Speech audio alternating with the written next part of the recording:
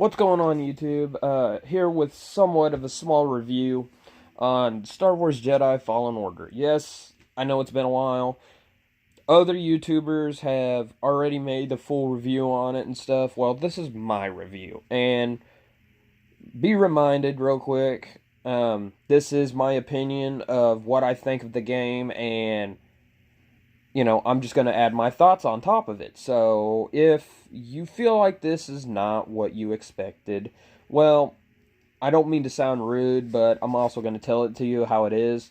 There's other YouTubers out there who I'm pretty sure have done a review on it already, and, well, if you want to hear their review, and if it suits your taste, more power to you. But without further ado, here's my honest review. First off, the game quality. Alright, it's a Star Wars game. And Respawn Entertainment, which is the old Infinity Ward developers on the game Call of Duty Modern Warfare series. And they're really reliable and credible. And they also made the game Titanfall and Apex Legends. So they've got a lot of experience behind their back, obviously, with making the Call of Duty Modern Warfare series. And, with the Titanfall games and the Apex Legends. So good developers, and EA is obviously the publisher of them, and it's a good game. Don't get me wrong. It's got some Dark Souls aspects of it, and you need to go in there with an obvious thing in mindset.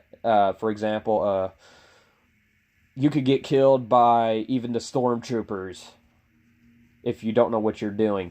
The simplest enemy that you would think it'd be a miraculous miracle if they kill you.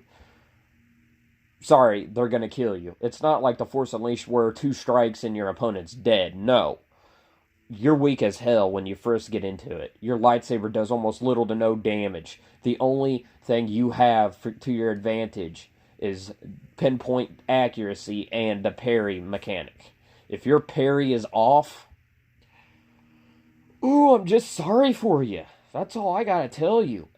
Now, the one thing I did have a problem with is the fact that it is a short story. You have 3, maybe 4 planets, and one that after you beat the game, you can't access. I mean, the story is too short.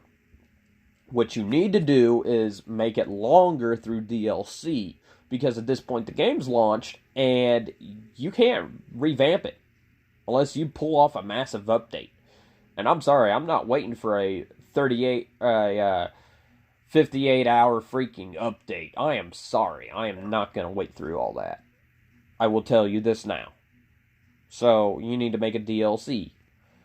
And that further, after the events of facing, Trilla, spoiler alert, yes, it's Trilla behind that mask, and Darth Vader, branch off into that universe afterwards instead of splitting the holocron, and we'll leave them up to their own destiny and crap like that, and then you can go free roam the 4 worlds in case you haven't explored them, and make it to where the worlds are much bigger and more explorative, because I've already explored all of it already, and I wasn't even trying to do it, I just naturally did it.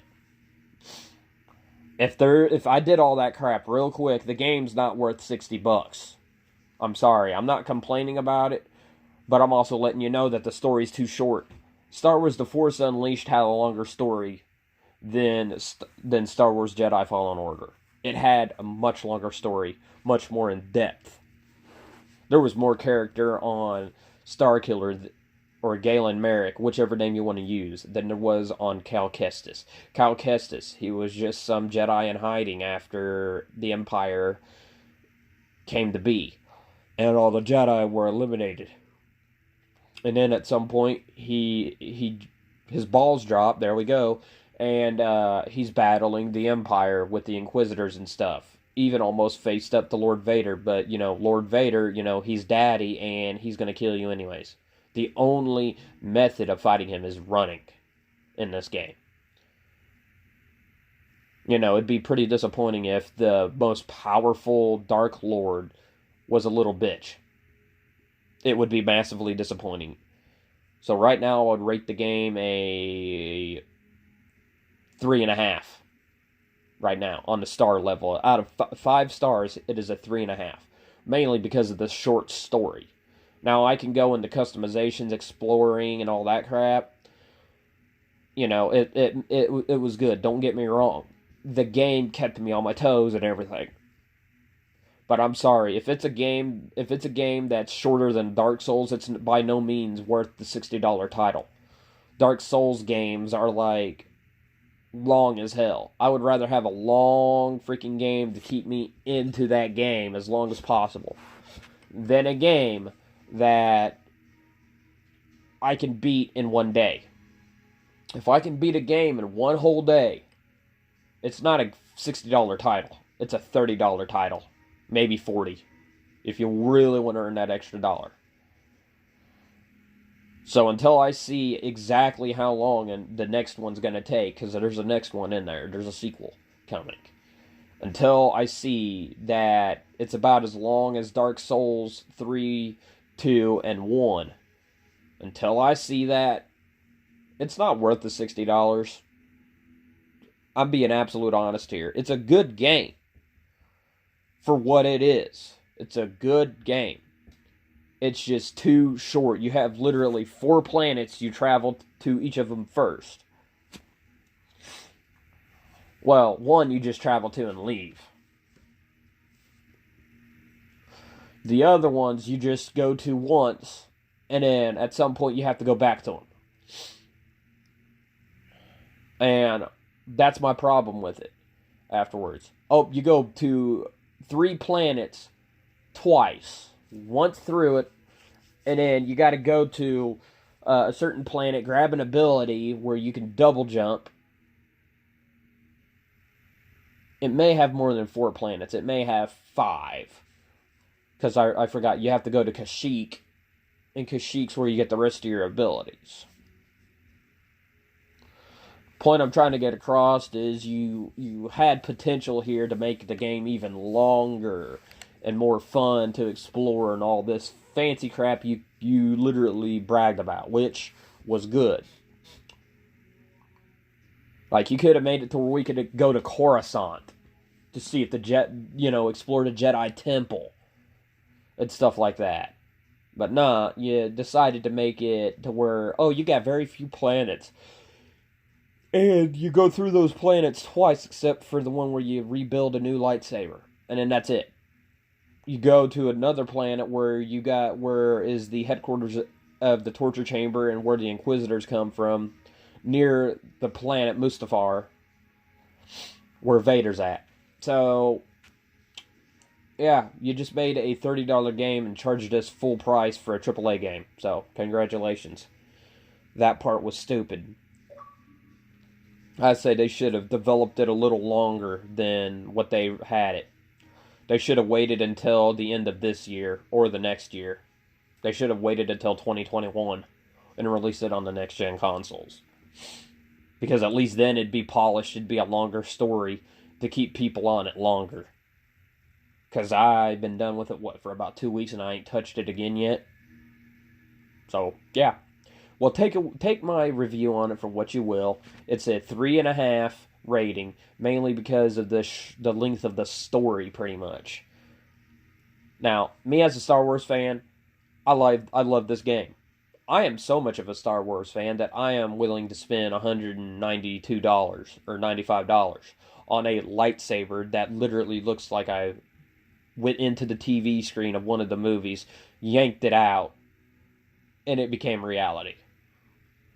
And for those of you who don't know what Ultra Sabers or Saber Forge lightsabers are, they're basically like, take your average Walmart one, except make it high-grade aluminum steel,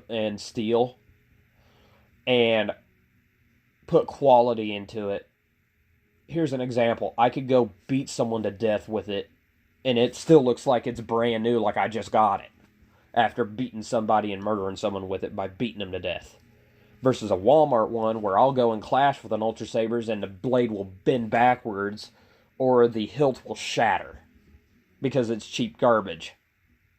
I have one. And let me tell you, I've went up against an Ultra Saber. I'm lucky the hilt didn't shatter and the blade barely bent. I am lucky. And that was $30. So when you figure buy an Ultra Saber's lightsaber for almost $200, cheap, that's with basic sound and a saber color of your choice, which adds $20 on top of the hilt, and it depends on the hilt too. Let's say I spend $450 on it with premium sound and fans and the most expensive hilt, and all the customizations on it, the bells and whistles. Let's say I do that, spend $440. I would rather spend $440 once and keep a lightsaber for 8 years and it barely even look like it aged, versus spend $30 on a Walmart lightsaber, go battle with it, and it breaks within a couple of days after dueling nonstop. And then you have to go and spend another $30. Take another couple days dueling. Well, it breaks. $30 more. At some point, because you're spending 30, 30, 30, 30, 30, if I'm not paying attention and I keep spending that, I'm probably over $440 worth. Just keep on buying Walmart brand lightsabers that are garbage. That's my point of why I would rather buy those. In case you're all wondering why I would spend that much money on them.